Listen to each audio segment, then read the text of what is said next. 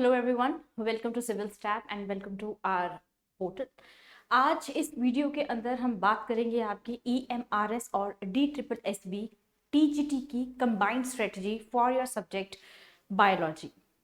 जैसा कि हमने पहले भी डिस्कस किया है कि जो बायोलॉजी है वो आपका साइंस का कंपोनेंट है। फिजिक्स, केमिस्ट्री, बायोलॉजी, ये तीनों सब्जेक्ट्स आते हैं आपके किसके अंदर, साइंस सब्जेक्ट के अंदर।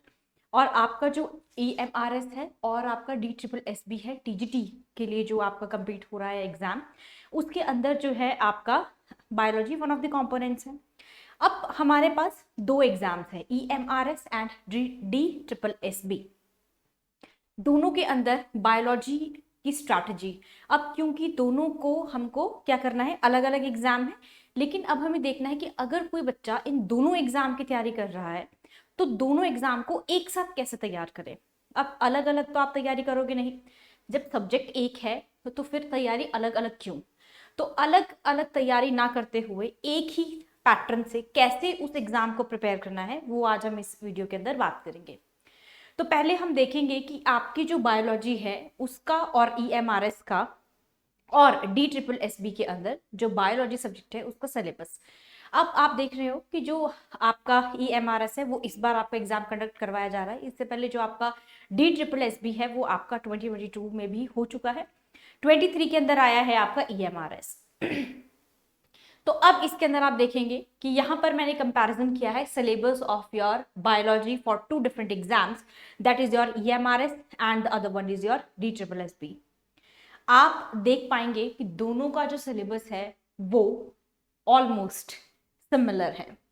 अगर हम पहले बात करें TGT EMRS की, तो वहां पर आपके जो लाइफ प्रोसेसेस है वहां पर आपका दिया गया है लाइफ प्रोसेसेस, और अगर आप देखेंगे इस तरफ आपका वो पैटर्न है या वो आपका सिलेबस है जो DSSB ने आपको मेंशन किया है।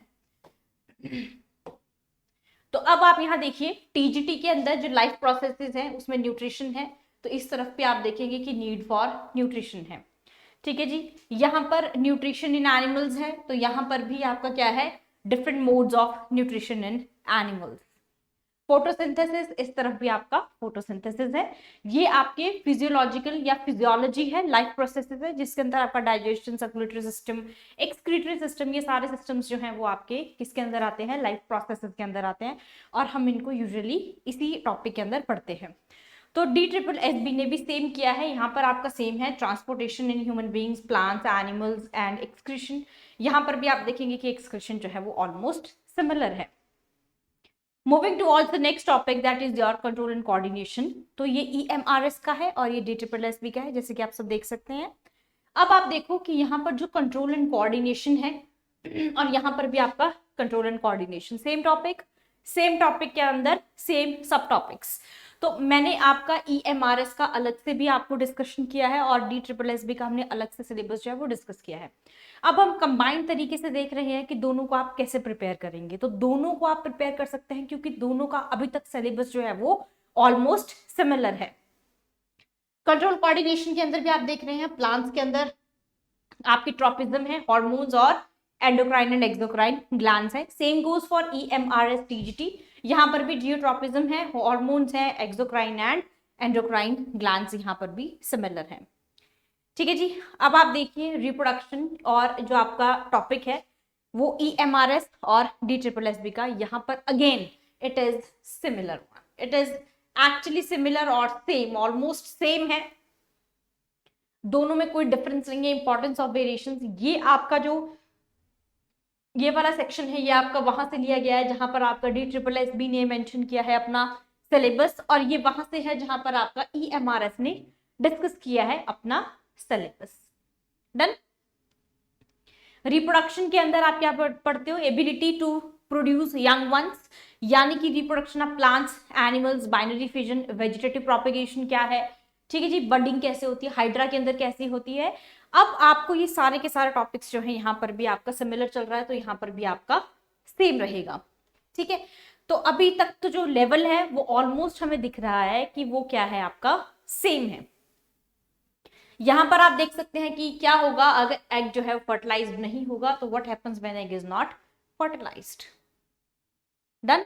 सो ये अलग अलग पीडीएफ है, अलग अलग जगह से लिया गया है, यानी कि अलग से इन द सेंस कि आपका ये ईएमआरएस ने जो मेंशन किया है ये वो सिलेबस है, और ये जो डी ट्रिपल एस बी ने मेंशन किया है आपका ये वो सिलेबस है।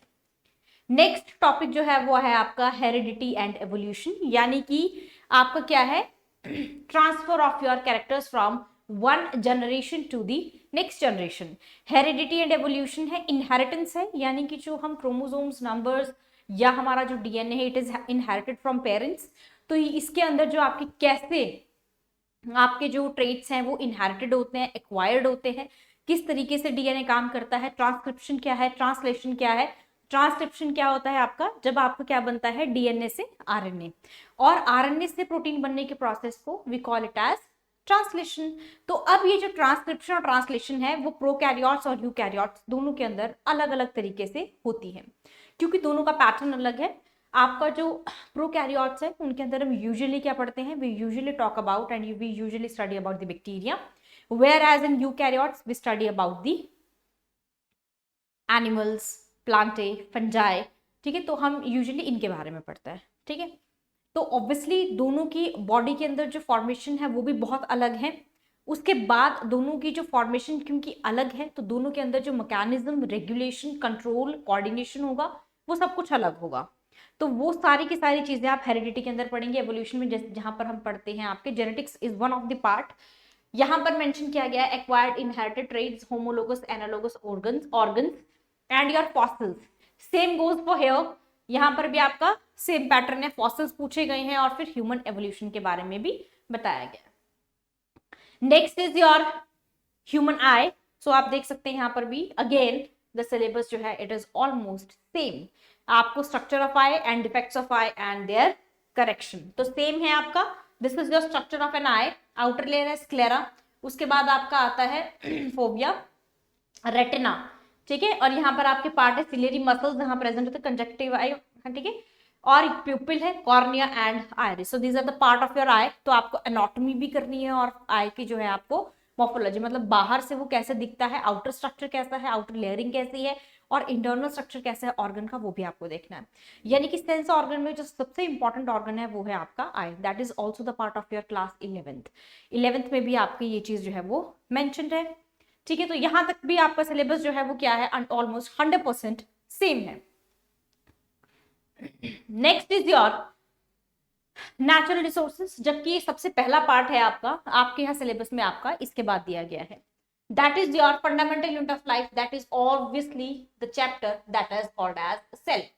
यहां पर भी यही चैप्टर है, दैट इज सेल। तो cell is called as the basic functional and structural unit of life. Life में आपका क्या है, सेल जो है वो बहुत इंपॉर्टेंट है।